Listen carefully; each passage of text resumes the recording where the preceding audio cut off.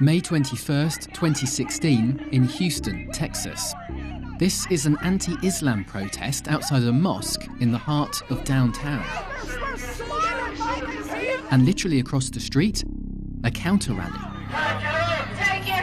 But not a single person here, on either side of the street, realises they've been duped.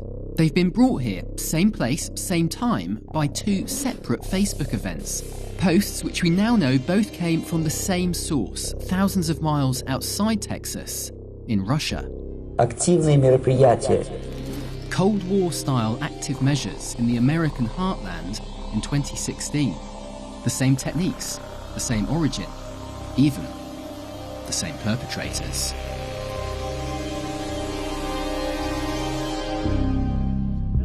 Prevented the hardline coup from succeeding. When the Soviet Union fell in 1991, pretty much everyone assumed that its disinformation apparatus died too. Our government's view was problem solved. No more active measures, no more disinformation. It also meant the end of Vladimir Putin's KGB career. But within a decade, he was back. First as head of the renamed KGB, the FSB, and not long after, as the president. Putin is a child of the KGB. He spent years in the KGB being evaluated every year according to the active measures and disinformation he produced. As soon as he took office, Putin got right to work. His first few years were spent testing disinformation inside Russia on Russians. But then he took it overseas, launching Russia Today, a global English-language news channel.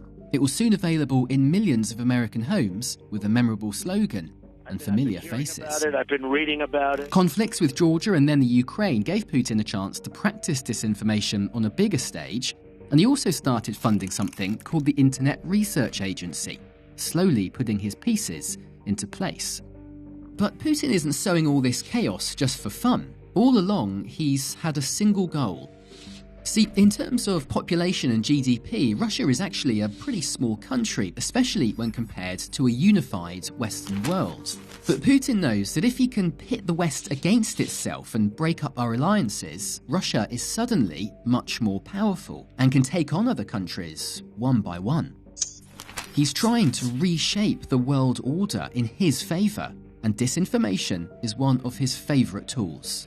Now, to do this, he's using a carefully crafted game plan, a playbook of sorts that he deploys again and again. It's magnificent in its conception.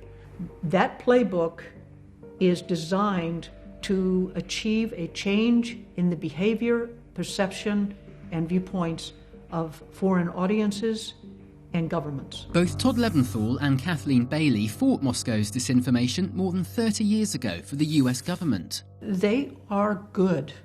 And if you thought convincing millions of people that the US government created AIDS as a biological weapon was audacious, wait till you see what they're up to today.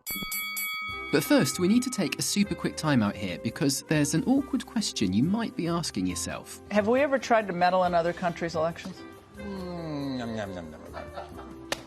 Yes, America is no stranger to interfering in other countries. The US has attempted to influence elections around the world for years. But when it comes to disinformation, Russia is in a class by itself with unmatched scale and sophistication. And unlike the US with its myriad of investigations, Russia does it without even a shred of public or historical accountability. We must never allow the end to justify the means. Okay, time in. Now, do you remember Pizzagate? The one about Hillary Clinton running a child sex ring from the basement of a pizza parlour? It was everywhere just a few weeks before the 2016 election, and even inspired a believer to turn up at the restaurant with a gun. A shooting in a DC pizza restaurant that was tied to a fake news story. But that whole story was a classic Soviet-style con, straight out of the playbook. Look, there's the playbook, and it's been a playbook that's been around for a very long time. And so they're using that toolbox in order to try and get what they want. So it's a textbook thing that they've known about for 20, 30 years and actually taught as part of their tradecraft. So this textbook, toolbox, playbook thing, whatever you want to call it, the experts we spoke to kept talking about it on these terms. Ed Lucas has studied Russia for decades, first as a journalist and now as a disinformation analyst. Dr. Claire Wardle's an authority on internet verification at Harvard. She's been tracking online lies since 2008. And this is Clint Watts, former FBI and military. He's been shouting from the rooftops about disinformation for years. With the help of our experts, not to mention our spies and our detectives, we've reverse engineered the 7 commandments of Russian disinformation, a time-tested, step-by-step recipe to creating the perfect fake news story.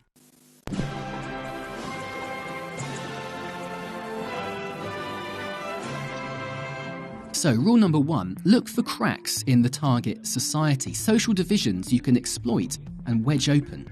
They look for economic, social, demographic, linguistic, regional, ethnic, any sort of division. And how can we actually emphasize those divisions and actually make people lose trust in one another? So it's like being a doctor. You have to understand a patient. Oh, he's got a bad knee, he's got a sore hip, he's got a disease that causes weakness here. But instead of trying to make it better, we try to make everything worse. Rule 2, create a big, bold lie, something so outrageous no one could possibly believe it was made up.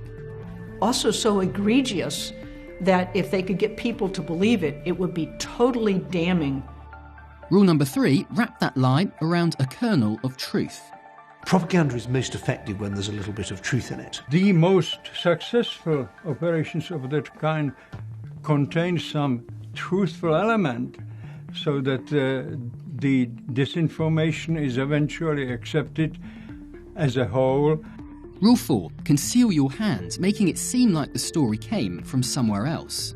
Nobody was searching about the origin, how it started, who published the story first. This was, of course, a method then repeated again and again. Rule number 5, find yourself a useful idiot.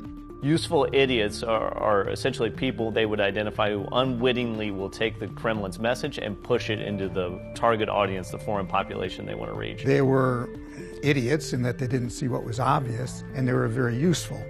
And what happens when those pesky truth seekers try and debunk your fake story? Well, rule 6, as you covered. Deny, deny, deny.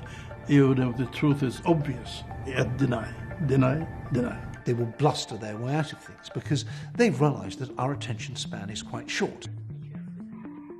And finally, and this is a really important one, play the long game.